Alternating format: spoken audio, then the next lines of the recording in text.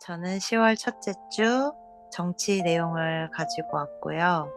국내는 여야 갈등에 대한 내용이고, 국제는 일본의 102대 총리가 선출됐다고 해서 그 내용을 가지고 왔습니다.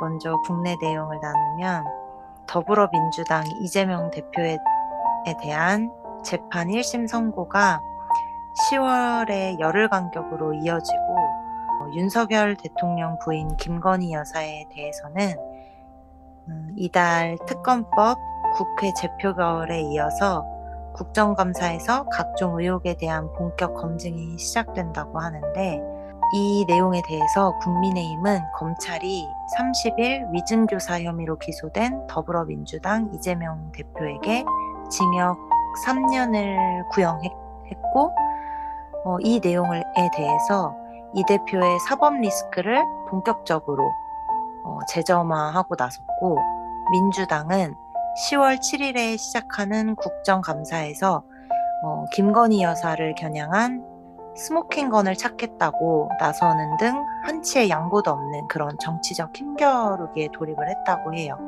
그러니까 이 내용이 굉장히 정치적으로도 그렇고 사법적으로도 그렇고 리스크가 크기 때문에 지금까지와는 다르게 전국을 크게 흔들면서 새로운 국면이 열릴 수 있다고 보고 있는데, 검찰은 자신이 재판 증인에게 허위 증언을 요구한 혐의로 기소된 이 대표에게 동종 유사 사건에서는 찾아보기 힘든 수법이다면서 양형 기준상 최고 형량인 징역 3년을 구형한 거고, 1심 선고일이 25일로 잡혀 있다고 해요.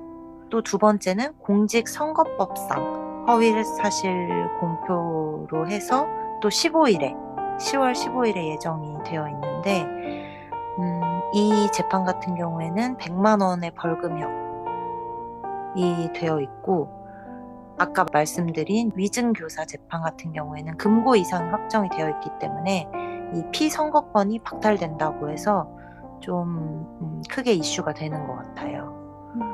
민주당은 이 내용에 대해서 검찰이 정적을 제거하기 위해서 눈이 멀어서 악마의 편집으로 조작을 했다고 반발을 하고, 이 대표도 공판에 출석을 하면서 법을 왜곡한 범죄이자 친위 쿠데타라고 표현을 하면서 야당을 말살하려는 폭력적인 행위라고 검찰을 강도 높게 비판했다고 해요. 국민의힘 같은 경우에는 두 가지 혐의 다 본질은 거짓말의 연속이라면서 거짓말한 거에 대한 이제 심판을 받아라, 이렇게 공세에 나섰다고 합니다. 그리고 이와 반대로 민주당이 최고위원회에서 대통령 부부와 관련된 국정농단 제보센터를 운영하겠다고 밝혔는데, 이에 앞서서 국회 법제사법위원회에서 야당 단독으로 김건희 여사를 증인으로 채택하고, 당 내에서 김건희 국정농단 태스크포스 및 조사단을 꾸려서 아까 말한 그 스모킹건을 찾겠다, 이렇게 나섰다고 합니다. 민주당이 말하기를 이 김건희 여사의 국정농단 의혹이 구체화될 경우에는 김건희 여사 관련 새 특검법 처리와 탄핵 국면 조성에 속도를 내겠다고 그런 방침을 밝혔다고 해요. 근데 이러한 이제 내용이 나오는 가운데 윤 대통령이 한덕수 국무총리 주재로 열린 국무회의에서 이 의결된 내용들이 있어요. 그 의결된 내용들이 김건희 특검법, 그 다음에 최상병 특검법, 그리고 지역화폐법, 이렇게 세 가지가 국무회의에서 의결이 됐는데, 이거에 대해서 대통령이 거부권을 행사를 할 것이라고 예측이 됐었거든요. 근데 그거를 행사하지 않고 미룬 거예요. 근데 왜 미뤘냐면 그 거부권을 행사하는 기한이 10월 4일까지인데 그 기간 동안 여론의 추이를 좀 살피겠다는 의도인 것 같아요. 이 상황에 대해서 민주당이 범죄를 은폐하고 수사를 방해하는 대통령은 대통령 자격이 없다면서 김건희 특검법에 대한 거부권도 탄핵 소추 사유가 될 수 있다고 얘기를 하면서 좀 압박을 하고 있는 상황인 것 같아요. 이 내용에 대해서 추경호 원내대표가 특정 개인을 모욕 주기 위한 전례 없는 특검법을 똘똘 뭉쳐서 폐기시킬 거라고 얘기를 하면서 김건희 특검 재표결에 대비한 그런 이탈표 단속에 나섰다고 합니다.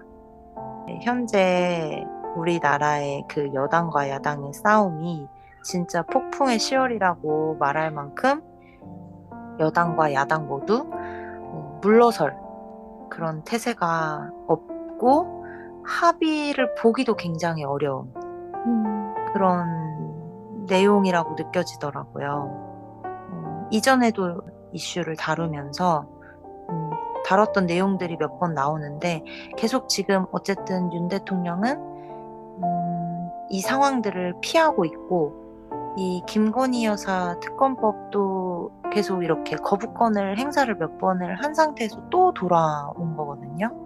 또 대통령이 이 부분에 대해서 또 거부권을 행사하면 또 돌리겠다는 건데 이제 거기에 더해서 대통령 자격이 없다. 끌어내리자. 이렇게 이제 흐름이 가고 있는 거고 그 부분에 대해서 아까도 나눴지만 그런 국민들의 의견이나 그런 것들을 좀 살펴보겠다고 당장 거부권을 행사를 하고 있지는 않지만 어떤 특별한 대안이라던가 그런 방법이 있는 건 아니에요. 또 똑같이 할 게 눈에 보여진다는 상황인 거죠. 야당도 마찬가지로 이 부분에 대해서 그렇다 할 해명을 한다기보다는 이건 뭐 악마의 편집이다. 이런 식으로 지금 서로 싸우고 있는 상황이기 때문에 사실 한 국민의 입장으로서 이 정치권을 바라볼 때는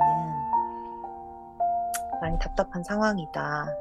계속 제자리에 도돌이표로 돌고 있는 느낌이고 그래서 이 부분이 해결이 어떤 식으로든 되어야 그 다음으로 나갈 것 같은데 뭔가 제자리인 것 같은 느낌이 안타깝고 나라를 위한 우리나라 정치권을 위한 기도가 필요하겠다는 생각이 들었던 것 같습니다. 그리고 국제 내용을 나누면 지난 27일 도쿄 당 본부에서 개최한 총재 선거를 통해서 이시바라는 전 간사장을 28대 총재로 선출해서 10월 1일에 소집된 임시국회에서 차기 총리로 선출이 됐다고 해요. 근데 이 이시바라는 총재는 한일 역사 문제에서 비교적 그 일본 내에서 온건한 목소리를 가지고 있어서 양국 그러니까 우리나라와 일본의 관계에 좀 긍정적인 영향을 주게 되지 않을까 그렇게 주목이 되고 있는 상황입니다. 이 이시바 총재는 자민당 안에서 비주류 인사인데 역사 수정주의 경향을 상징하는 고 아베 신조 전 총리의 정책에 비판적인 입장을 보여왔다고 해요.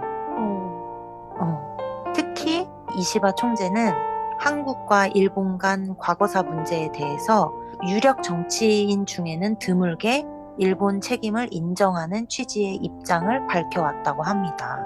그래서 이번에 좀 이시바라는 사람이 총재가 된 거에 대해서 좀 집중을 하게 된 것 같아요. 2019년에 한국 정부가 한일 군사정보보호협정 이거를 지소미아라고 하는데 이걸 연장하지 않겠다고 발표를 하니까 이시바 총재가 블로그에다가 우리나라 그러니까 일본이 패전하고 난 후에 전쟁 책임과 정면으로 마주하지 않은 것이 많은 문제의 근저에 있으며 그것이 오늘날 여러 가지 모양으로 표면화하고 있는 것으로 생각이 된다고 썼다고 합니다. 그리고 태평양 전쟁에 A급 전범이 합사된 야스쿠니 신사에 대해서도 부정적인 입장을 보여오면서 참배하지 않았다고 해요. 이 내용을 보면서 저는 놀랐어요. 그냥 저는 일본 사람들 하면 가서 당연히 그렇게 한다고 생각을 했는데 이분은 그렇게 하지 않았다고 하더라고요. 그래서 이에 대해서 이시바 내각은 윤석열 대통령하고 또 기시다 총리가 구축한 한일 관계 개선 흐름을 유지할 것 같다. 이렇게 보고 있고 또 당장 내년에 한일 국교 정상화 60주년을 앞두고 추진되는 각종 협력 사업이 예정돼 있는데 그런 것들이 좀 탄력을 받지 않을까 그렇게 관측이 된다고 합니다. 특히 과거사 문제에 있어서 한층 더 전향적으로 나올 수 있다는 기대감이 감지되고 있는데 가을에 개최될 것으로 예상되는 일제강점기 강제노역 현장인 사도광산 노동자 추도식의 규모와 일본 정부 측 참석 인사 지휘 등에 있어서도 일본이 한국의 입장을 좀 적극적으로 반영하지 않을까 이런 기대도 하고 있고 그리고 일본이 그동안 성의를 보이지 않았던 강제징용 배상 문제에 대해서도 좀 방침이 달라지지 않을까 주목을 하고 있다고 합니다. 우리나라가 작년 3월에 강제징용 배상 판결 해법으로 제3자 변제 방식을 발표를 했었거든요.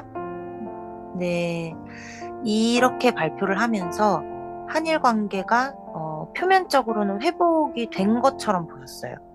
네, 이 부분에 대해서도 사실 제3자 변제라는 방식을 내세웠지만 그걸 이행하는 데에 굉장히 소극적인 태도를 여전히 보이고 있어요. 참여를 하지 않기도 하고 언급을 안 하기도 하고 굉장히 소극적인 태도를 보이고 있는데 최근에 크게 보수화한 일본 사회 분위기를 고려할 때 정책 방향이 극적으로 바뀌기는 쉽지 않겠다. 그런 내용이 우세하기는 하지만 그리고 또 이시바 총재가 당내에서 지지 기반이 약한 비주류라는 점이 또 그렇게 크게 이 부분이 적용이 되겠냐 이런 관측이 보이기도 하지만 어쨌든 이 사람이 가진 어떤 그 일본 역사에 대한 태도가 그래도 바뀌어야 한다. 잘못을 인정해야 한다. 이런 내용들을 갖고 있기 때문에 또 앞으로 달라진 어떤 내용들을 볼 수 있지 않을까. 당장은 아니어도. 그런 기대감을 좀 가지게 되는 것 같아요. 그동안 사실 일본하고 우리나라 관계에서 그 다른 것보다도 그 과거에 대한 부분들을 인정하지 않고 사죄하지 않고 사과하지 않고 또 배상을 하지 않고 이런 여러 가지 것들 때문에 참 관계가 쉽게 개선이 되지 않았는데 지금까지와는 다른 사람이 정치권의 총리로 이렇게 나라를 대표하는 사람으로 나왔을 때 어떻게 방향이 바뀌어갈까 그런 게 개인적으로는 좀 기대가 많이 되고 이런 시각을 갖고 있는 사람이 사실 지금까지 많이 봐왔지만 첫 마음은 그렇지 않았는데 그 자리에 있다 보니 처음과 달라진 경우들을 보면서 안타까웠던 부분들도 많았거든요. 그러다 보니 더 기도해야겠다라는 마음도 들었던 것 같아요. 그래서 그냥 이거는 단순히 한국 사람으로서 한국 국민으로서 사과를 받고 싶다 이렇다기보다는 좀 하나님 나라의 관점으로 봤을 때 전 세계가 한 마음으로 이 세계를 위해서 갈 필요가 있는데 그렇게 한다고 했을 때 과거를 제대로 바라보고 정리하지 않고서는 앞으로 나아갈 수가 없기 때문에 이 부분에 이런 관점을 갖고 더 기도를 해야겠다. 이런 마음으로 이 내용을 가지고 오게 됐습니다. 이러한 마음들을 바탕으로 붙잡고 기도하고 싶은 말씀은 예레미야서 29장 10절에서 14절 말씀입니다. 나 주가 분명히 말한다. 너희가 바빌로니아에서 70년을 다 채우고 나면 내가 너희를 돌아보아 너희를 이곳으로 다시 데리고 오기로 한 나의 은혜로운 약속을 너희에게 그대로 이루어 주겠다. 너희를 두고 계획하고 있는 일들은 오직 나만이 알고 있다. 내가 너희를 두고 계획하고 있는 일들은 재앙이 아니라 번영이다. 너희에게 미래에 대한 희망을 주려는 것이다. 나 주의 말이다. 너희가 나를 부르고 나에게 와서 기도하면 내가 너희의 호소를 들어주겠다. 너희가 나를 찾으면 나를 만날 것이다. 너희가 온전한 마음으로 나를 찾기만 하면 내가 너희를 만나주겠다. 나 주의 말이다.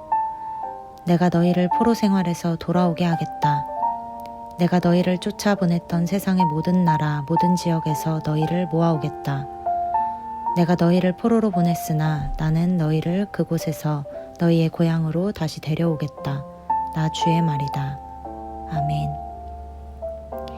이 말씀을 붙잡고 기도하고 싶은 것은 오로지 자신의 이익을 위해 자신의 죄 앞에서는 눈을 감은 채 그 죄를 덮고 숨기기에 급급하며 다른 사람의 죄 앞에서는 두 눈을 부릅뜨고 그 죄값을 치르게 하기 위해 애를 쓰는 이 땅을 봅니다. 이렇게 악이 가득한 가운데에도 주님의 계획하심이 있고 예수 그리스도께서 이미 해두신 일이 있음을 기억하오니 우리가 그 소망을 붙들고 나아가기 원합니다. 계속되는 악함과 이기심 가운데에 눈이 가리워지고 무뎌진 이 땅의 위정자들을 주님 손에 올려드리오니 이들을 불쌍히 여겨주시고 주님의 밝은 빛 가운데로 인도하여 주소서. 그들이 행하는 악은 반드시 악함으로 그들에게 되돌아온다는 것과 주님이 이 땅을 운행하시는 그 섭리를 깨닫게 하셔서 주님의 섭리 아래 서로 합력하여 선을 이루어가며 바른 정치를 통해 이 나라와 국민을 살리는 길을 선택하는 은혜를 허락하여 주소서. 새롭게 선출된 일본 총리의 걸음들과 그 땅을 주님 손에 맡겨드리오니 주님의 오르심을 따라 돌이켜야 할 것들을 돌이키며 주변 나라들과 회복된 관계를 가져갈 수 있도록 역사하여 주소서. 아멘.